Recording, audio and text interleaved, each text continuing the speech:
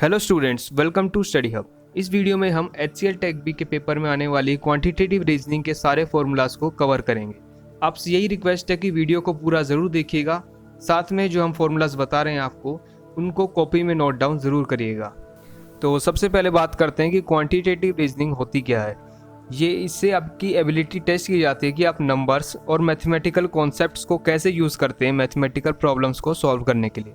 साथ में आप डेटा को कैसे एनालाइज करते हैं, एनालाइज करके आप कैसे प्रेजेंट करेंगे डेटा को टेबल और ग्राफ की फॉर्म्स में। इसमें क्या है कि आपकी बेसिक नॉलेज जो है मैथ्स की वही रिक्वायर्ड होती है, आपको हार्ड मैथ्स आना कंपलसरी नहीं है यहाँ पर। तो सबसे पहला फॉर्मूला आता है परसेंटेज का। अगर हमें निकालना हो a% ऑफ x तो वो निकालेंगे हम a/100 इंटू में x। याद रखिएगा, आपको जितनी परसेंट दी हो उसको 100 से डिवाइड करना है और जिसकी परसेंट आपको निकालनी है उससे आपको एज इट इज़ उसे मल्टीप्लाई कर देना है। नेक्स्ट फॉर्मूला आता है हमारा एक्सपोनेंट्स का। तो एक्सपोनेंट्स में सबसे पहले देखते हैं कि a की पावर -n। अगर a की पावर -n दिया हो तो आप उसको 1 में a की पावर n लिख सकते हैं। अगर पावर नेगेटिव में होती है तो आप कंप्लीट वेरिएबल को रेसिप्रोकल कर सकते हैं, याद रखिएगा। उसके बाद आता है a की पावर m+n।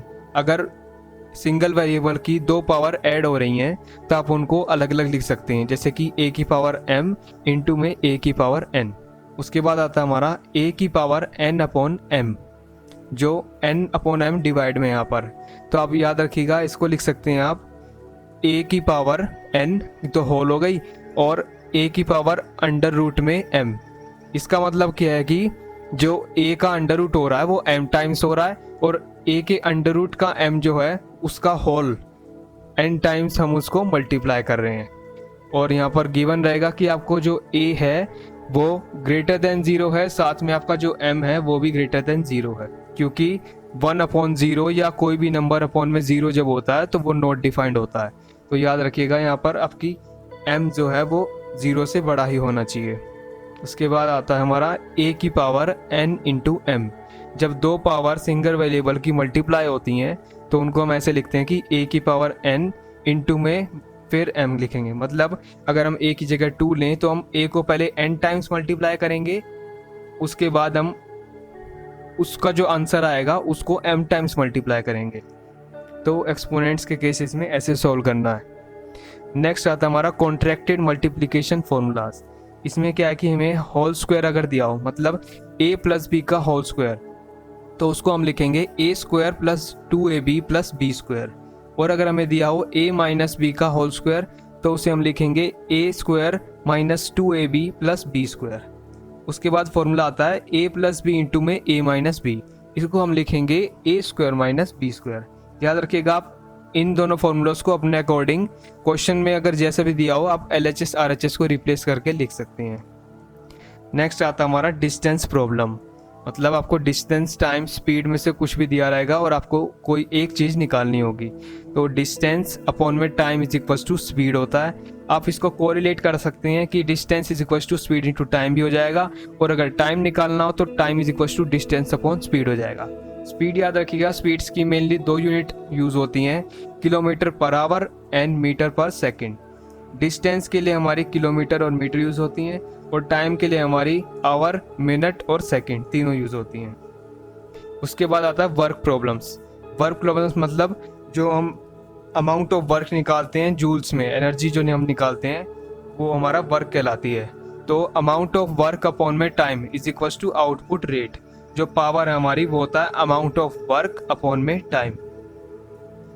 और उसके बाद हमारा आता है फैक्टोरियल्स। तो n फैक्टोरियल का जो फॉर्मूला होता है वो होता है n इंटू में n-1 इंटू में n-2 (2 की पावर जब तक 1 ना हो जाए। ठीक है, तो अगर आपको 3 फैक्टोरियल निकालना हो तो 3 फैक्टोरियल कैसे निकलेगा? 3 इंटू में 2 इंटू में 1। जब आपको क्या करना है कि 3 के बाद जो नंबर आता है एक माइनस करके उससे मल्टीप्लाई करो, उसके बाद उसको फिर एक हटा के मल्टीप्लाई करना है। ऐसे आपका फैक्टोरियल कैलकुलेट होता है। उसके बाद आता है प्रोपोर्शंस। प्रोपोर्शन मतलब ये फिगर लेट कीजिए जिसमें हमारे 4 पॉइंट्स दिए हैं A B C D E F। इसमें क्या है कि AD पैरेलल है BE के, BE पैरेलल है CF के। आपको फिगर में इजीली दिख रहा होगा। उसके बाद अगर ऐसी हम पैरेलल होते हैं तो हम क्या लिखेंगे इसको, ए बी अपॉन में D E, A B upon में D E is equal to B C upon में ई एफ, हम इसको ऐसे लिख सकते हैं। और B E parallel to C F के केस के लिए हम कैसे लिखेंगे, A B parallel to A B upon में A C is equal to D E upon में डी एफ, हम इसको ऐसे लिख सकते हैं। नाउ अब आता है हमारा triangles, the area of triangle जिसमें हमारा बेस ए है और एल्टीट्यूड जो है वो हमारा एच हो गया। एल्टीट्यूड मतलब मीडियम जो सेंटर से बेस तक आती है। तो इस केस में हमारा जो एरिया ऑफ ट्रायंगल होगा वो होगा ए इंटू में एच अपॉन में 2। उसके बाद आते हैं पाइथागोरस थ्योरम पे। पाइथागोरस थ्योरम क्या कहती है, in any right angle triangle A B C as in figure, आप जैसा कि देख सकते हैं फिगर में ए बी सी हमारे पास ट्रायंगल है, तो उसमें हमारा बी सी हमारा बेस है, ए बी हमारी हाइट है या आप एल्टीट्यूड जो भी कह लें, और ए सी हमारी हाइपोटेन्यूज है। तो पाइथागोरस थ्योरम के अकॉर्डिंग ए सी का square is equal to A B square plus B C square. Now next पे आते हैं कि ये कहता है कि जब कोई भी राइट एंगल ट्रायंगल होता है या कोई भी ट्रायंगल होता है आपका, तो उसमें जो एक्चुअल सम होता है, मतलब जो आपका सम होता है तीनों एंगल का सम करके 180 ही आएगा। उसके बाद आते हैं the area of rectangle. Area of rectangle हमारा क्या होता है, ए इंटू में बी, ए हमारी हो गई लेंथ, बी हो गई ब्रेथ। उसके बाद आते हैं एरिया ऑफ ट्रेपीजॉइड। ट्रेपीजॉइड आपको पता होगा एक तरह का रेक्टेंगल होता है जिसके लेफ्ट और राइट दोनों तरफ एक राइट एंगल ट्रायंगल जुड़े होते हैं। इसमें क्या होता है, जब आपको इसका एरिया निकालना हो तो एरिया का फॉर्मूला आएगा ए प्लस बी इंटू में एच अपॉन में 2। यहाँ पर ए क्या है हमारा बेस है, बी क्या है हमारा ऊपर वाला बेस है। याद रखिएगा यहाँ पर आपका ए और बी दोनों पैरेलल रहेंगे, और एच जो हमारी वो है ए और बी जो हमारी लाइंस हैं उनके बीच का डिस्टेंस मतलब हाइट, तो वो हमारी एच है। तो एरिया ऑफ ट्रेपीजॉइड हो गया ए प्लस बी इंटू में एच अपॉन में 2। नाउ अब आता है the sum of internal angles of an N sided polygons. अगर आपके पास कोई भी पॉलीगन है जिसकी साइड एन है, मतलब अगर आप ट्रायंगल लें जिसमें साइड 3 हो गई, या रेक्टेंगल लें, रेक्टेंगल में आपकी साइड 4 हो गई, ट्रेपीजॉइड्स में भी आपकी साइड 4 है, तो और सर्कल में आपकी साइड कितनी है, सिंगल 1। तो उसमें क्या है कि in N sided polygon sum of internal angles, मतलब आप सारे एंगल्स का सम करें तो क्या आना चाहिए, वो आना चाहिए 80 n माइनस में 360 डिग्रीज। ये एक फॉर्मूला है जिससे आप निकाल सकते हैं। और n क्या है यहाँ पर, n है number of sides of polygon. और अगर आपको निकालना हो हर एक इंटरनल एंगल आपको निकालना हो अगर, तो उसका फॉर्मूला होता है 180 माइनस 360 अपॉन में n, या फिर आप इसको ऐसे भी लिख सकते हैं कि 180 n माइनस 360 और होल के नीचे आएगा रेसिप्रोकल में n। तो आप ऐसे एक इंटरनल एंगल निकाल सकते हैं। नाउ अब आते हैं सर्कल पे। सर्कल के फॉर्मूलाज हमारे पास ऐसे आते हैं कि सर्कल का जो एरिया होता है जिसका रेडियस r है, वो एरिया कैलकुलेट करने के लिए हम फॉर्मूला यूज करेंगे पाई आर स्क्वायर। यहाँ पर आप पाई को 3.14 और 22 अपॉन में 7 ले सकते हैं। उसके बाद हमारा सर्कमफ्रेंस ऑफ सर्कल आता है। सर्कमफ्रेंस ऑफ सर्कल हमारी आती है 2 पाई आर। उसके बाद आता है the area of sector of a circle with central angle of x degree.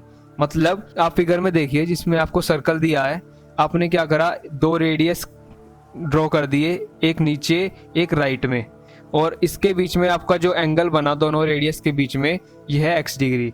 तो ये जो स्मॉल पार्ट बना सर्कल का, जैसे कि पिज़्ज़ा की स्लाइस होती है, आप स्लाइस निकाल देते हैं, वो स्मॉल पार्ट जो है वो सेक्टर कहलाएगा। और सेक्टर का एरिया निकालने के लिए हमारा फॉर्मूला होता है पाई आर स्क्वायर इंटू में x अपॉन में 360। याद रखिएगा x और 360 दोनों एंगल हैं, डिग्री में है 360 डिग्री, और जो x है वो आपका सेक्टर का एंगल है जो दोनों रेडियस के बीच में आपका बन रहा है। नेक्स्ट आता है हमारा बॉक्स या कहें कि रेक्टेंगुलर प्रिज्म, और इसको हम क्यूब भी कह सकते हैं। इसमें क्या होता है, हमारी एक हाइट होती है, एक ब्रेथ होती है और एक डेप्थ होती है। तो ए बी सी हमने रिस्पेक्टिवली ले लिया है, जिसमें हम वॉल्यूम अगर निकालेंगे तो आंसर आएगा हमारा ए इंटू में बी इंटू में सी। आपको क्या करना है, हाइट, लेंथ और ब्रेथ तीनों को मल्टीप्लाई करना है। उसके बाद आपको अगर सरफेस एरिया निकालना हो क्यूब का, तो फॉर्मूला होता है 2ab plus 2bc plus 2ac। और उसके बाद अगर आपको देखना हो क्यूब में क्या होता है, आपकी सारी साइड्स इक्वल होती हैं। उसके बाद हमारा आता है सिलेंडर में हमारा आता है lateral surface area of a cylinder with base radius r and height h। हम सिलेंडर की जो हाइट है वो h लेते हैं और बेस जो होता है सिलेंडर का उसका रेडियस r लेते हैं। इस केस में हमारा जो लेटरल सरफेस एरिया है वो क्या आएगा 2 पाई आर एच, याद रखिएगा। उसके बाद देखते हैं कि सरफेस एरिया ऑफ सिलेंडर, जो lateral surface area of cylinder है उसमें क्या है कि आपकी जो बेस और टॉप का पार्ट है, जो लोअर मोस्ट और टॉप मोस्ट का पार्ट है वो सरफेस में इंक्लूड नहीं होता है। और जो टोटल सरफेस एरिया अगर निकालना चाहते हैं आप सिलेंडर का तो उसमें क्या होगा 2 pi R square plus 2 pi R H, जो हम इसको जोड़ेंगे तो क्या बनेगा 2 पाई आर इंटू में होल में आर प्लस एच।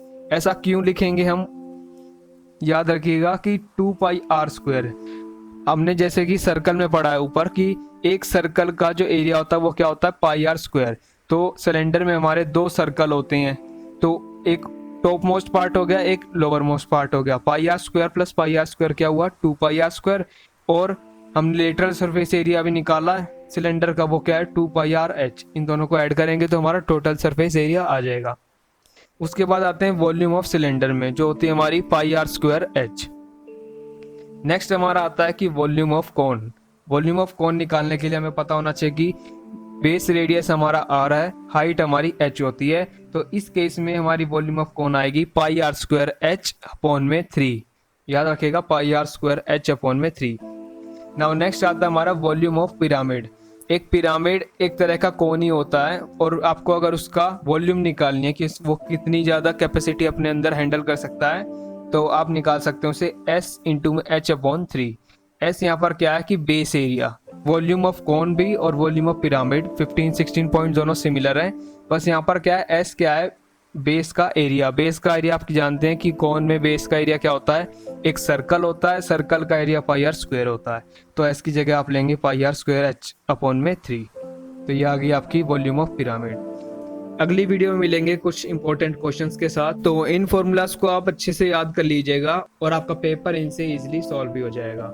अगर आपको वीडियो पसंद आई हो तो वीडियो को लाइक और शेयर जरूर करें, और अगर आप चैनल पे नए हो तो चैनल को सब्सक्राइब करना ना भूलें।